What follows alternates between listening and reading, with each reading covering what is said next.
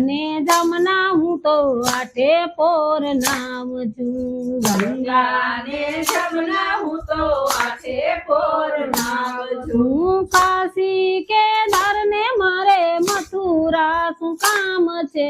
મારા મંદિરમાં બેઠો મારા દેવળમાં બેઠો ઈ મોટો ભગવાન છે